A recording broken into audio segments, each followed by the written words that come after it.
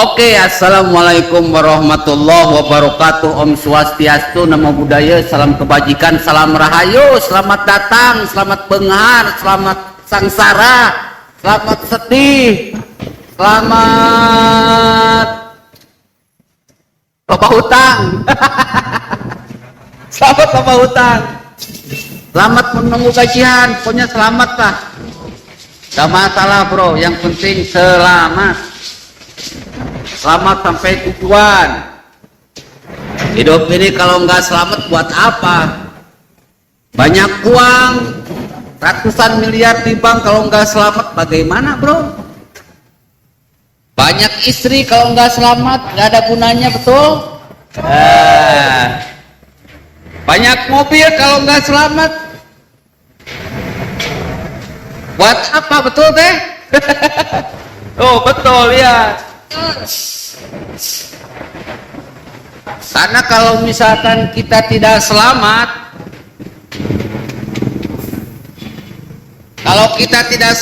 ya buat apa hidup?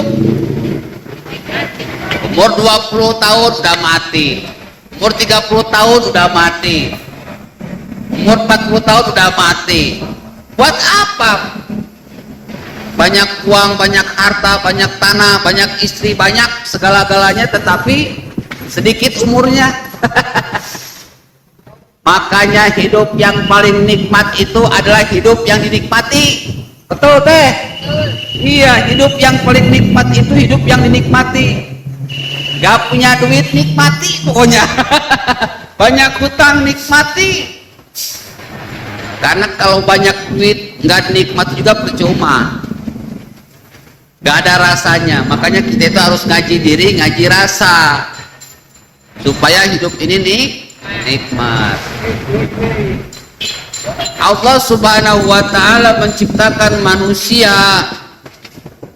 ke alam dunia ini. Wa id qala rabbuka lil malaikati inni ja'ilun fil ardi khalifah adalah beserta dengan aturan mainnya, buku petunjuknya, beserta dengan buku pedomannya yang namanya Al-Quran atau kitab suci.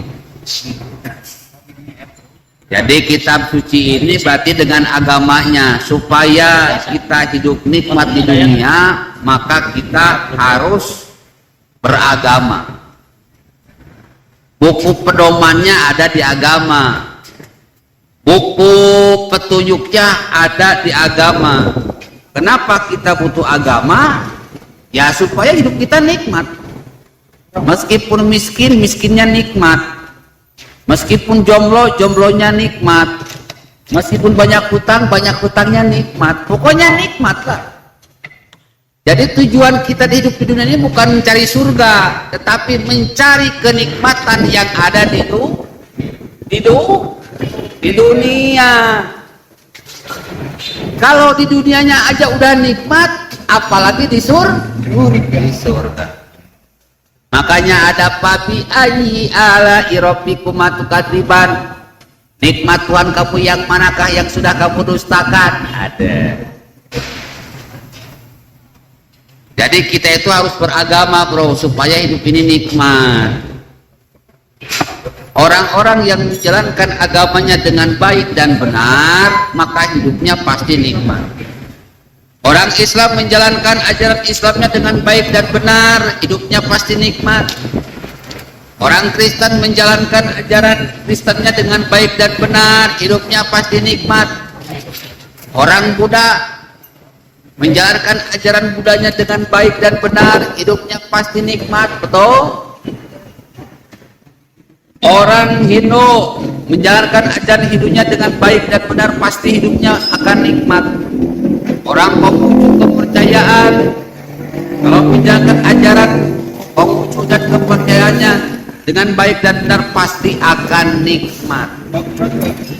Orang-orang yang tidak nikmat dalam hidupnya itu adalah orang-orang yang tidak menjalankan ajaran agamanya dengan baik dan benar.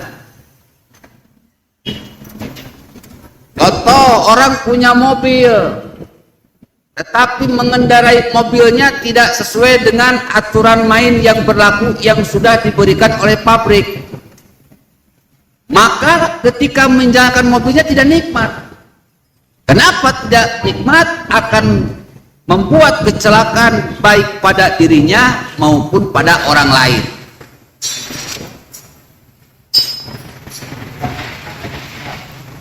Orang punya motor, kalau menjalankan motornya dengan baik dan benar, maka ketika menaiki motor akan nikmat. Mau belok kanan, ritingnya kanan. Mau belok kiri, ritingnya ke kiri. Maka hidupnya akan nikmat. Kenapa? Tidak akan membuat dirinya celaka dan tidak akan membuat orang lain celaka. Jangan kayak ibu-ibu. Belok kanan, ritingnya ke kiri. Belok kiri, ritingnya ke kanan.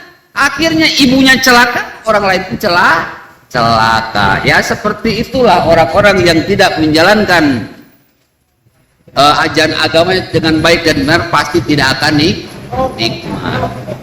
Nah sekarang saya ada pertanyaan dari orang Bali lah. Katanya di Bali ini surganya anjing dan babi, karena menurut ajaran Hindu makan anjing dan babi itu boleh, halal kalau bagi umat Hindu, haram kalau bagi umat Islam. Ya EGP lah.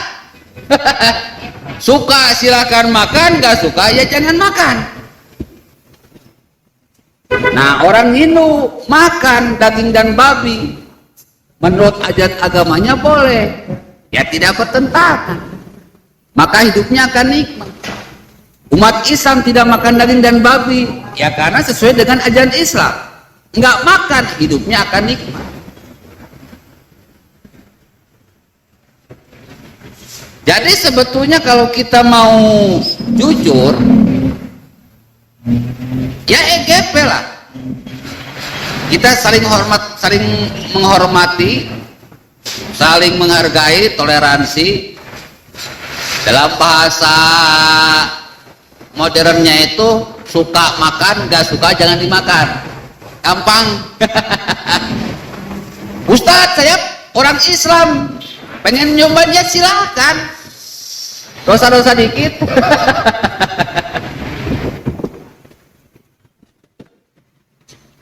Ustaz saya nggak mau makan, ya nggak usah dimakan.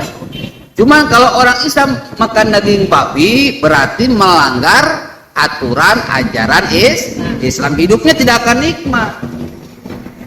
Karena kata Allah, ala laknatullah ala dzalimin, Allah melaknat orang-orang yang jahat, orang yang melanggar aturan agama Islam, ya dia akan dilaknat oleh Allah. Ada sebuah pertanyaan, apakah makan babi dan anjing di Islam haram? Kenapa? Ada apa? Karena katanya tidak ada dalilnya dalam Al-Quran bahwa orang Islam haram makan babi dan daging anjing.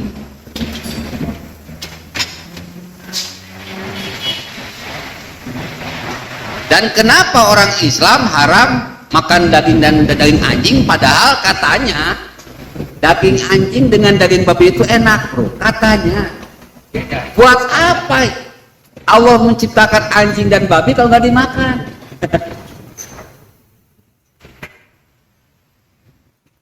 Begini bro, orang Islam harus taat kepada ajarannya, maka hidupnya akan nikmat. Pertama, apakah dalil yang mengatakan bahwa daging anjing dan daging babi itu haram?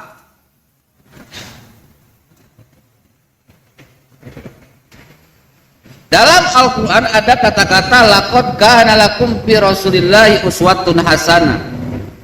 Sebagai orang Islam kita harus menjadikan contoh teladan dari diri Nabi Muhammad Rasulullah SAW. Orang yang menjadikan Nabi Muhammad Rasulullah SAW sebagai panutan, sebagai teladan, maka dia pasti masuk surga, pasti hidupnya nikmat. Dan itu sudah dibuktikan oleh Muhammad Rasulullah SAW. Nah sekarang pertanyaan gampang. Kenapa di Islam diharamkan makan daging babi dan daging anjing? Ya karena Nabi Muhammad Rasulullah SAW tidak makan daging anjing dan tidak makan daging babi. Begitu bro.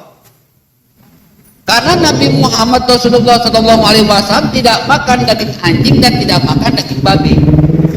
Kalau Nabi Muhammad Rasulullah SAW makan daging anjing dan makan daging babi, pasti kita umat Islam makan daging anjing dan makan daging babi. Itu alasan pertama. Nah kalau kita makan daging anjing ya bukan umat Nabi Muhammad. Yo, tapi pengen nyobanya silakan, cuma resiko tanggung sendiri. Barang siapa yang mentaati perintah Allah maka akan dibalas dengan kebaikan. Barang siapa yang melanggar perintah Allah, larangan Allah, maka akan dibalas juga.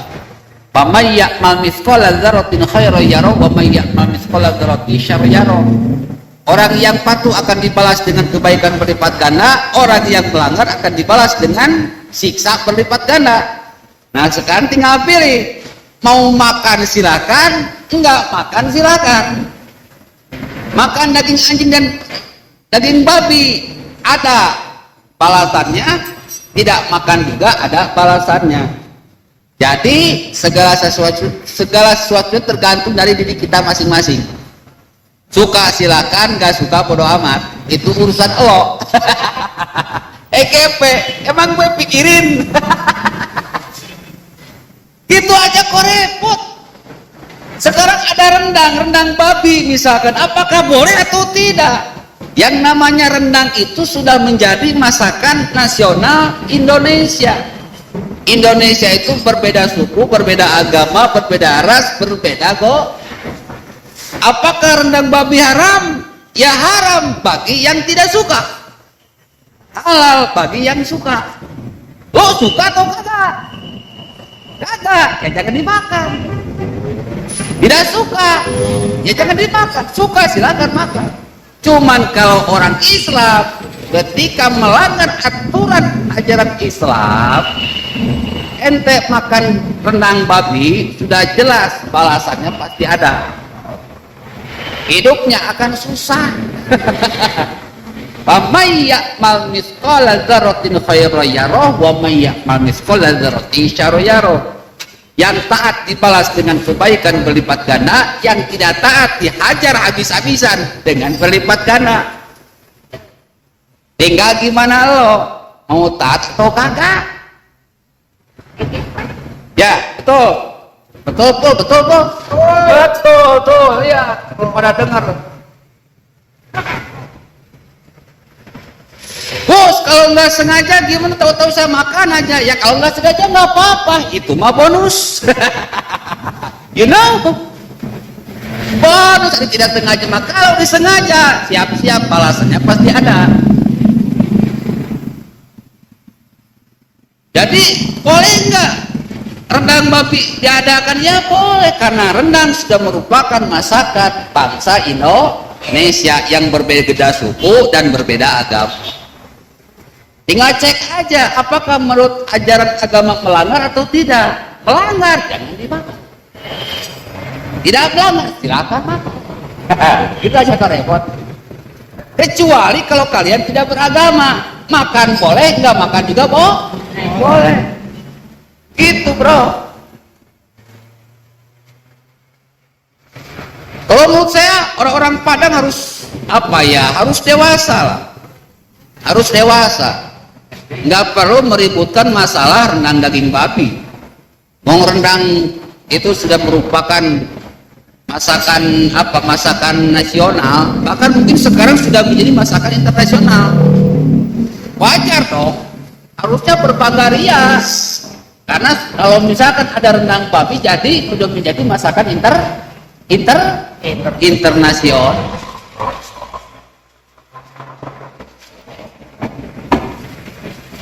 Jadi kalau beragama itu harus cerdas bro. Jangan dikit-dikit haram, dikit-dikit munafik, dikit-dikit kafir, dikit-dikit munafik, dikit-dikit neraka, dikit-dikit surga. Cendol. Hari siap gunaon. Belum. Santai aja, bro. Orang yang dikit-dikit haram, dikit-dikit haram, dikit-dikit haram, gak akan maju.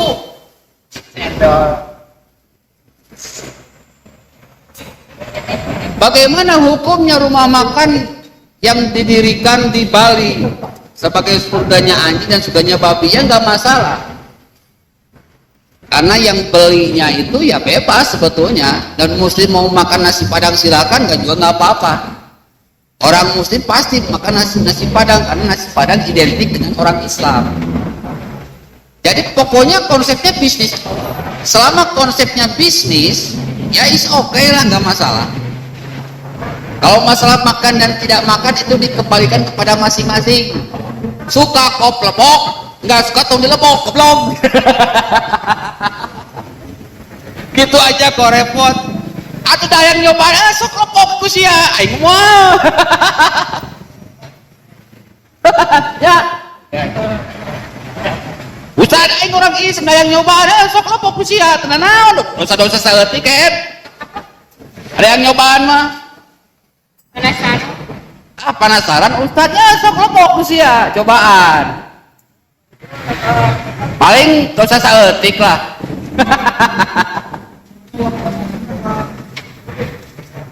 Karena aing ngomong.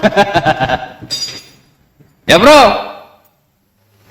Jadi aduh, pantesan orang Islam itu seperti buih di tengah lautan. Kenapa? Mereka beragama nggak pakai logika. Padahal orang menciptakan handphone pakai logika, bro. Menciptakan mobil pakai logika. Menciptakan kapal terbang pakai logika. Bagaimana cara manusia berlogika? Manusia lihat burung ke atas. Kok burung bisa terbang, kenapa saya tidak? Nah, si manusia berpikir, gimana caranya saya bisa terbang? Maka terciptalah pesawat. Manusia berpikir berlogika, kuda bisa lari cepet banget, sementara saya nggak cepet. Bagaimana caranya supaya saya bisa mengalahkan kuda? Nggak akan mungkin saya jadi kuda. Halo bro, ya kabar coy. Akhirnya berlogika, bagaimana cara mengalahkan kuda? Bisa lari secepat kuda. Maka diciptakanlah mobil kijang, mobil zebra. Nah, orang-orang Islam berpikiran itu harus seperti itu. Maka beragamalah pakai logika, biar tidak jadi kadrun. Kayak si Adi Hidayat kadrun, kayak si Somad kadrun, kayak si Felix Siau kadrun, kayak Rizik Sihab itu kadrun, kayak si Bahar Smith itu kadrun. You know kadrun? Otaknya tai. Itu kadrun. Bahasa orang Bandung mah anjing banget. Kalau bahasa Al-Quran, innahu kana zaluman jahula, manusia yang zalim dan bodoh dan zalim. Oke, gitu aja. Bila taing, assalamualaikum warahmatullahi wabarakatuh.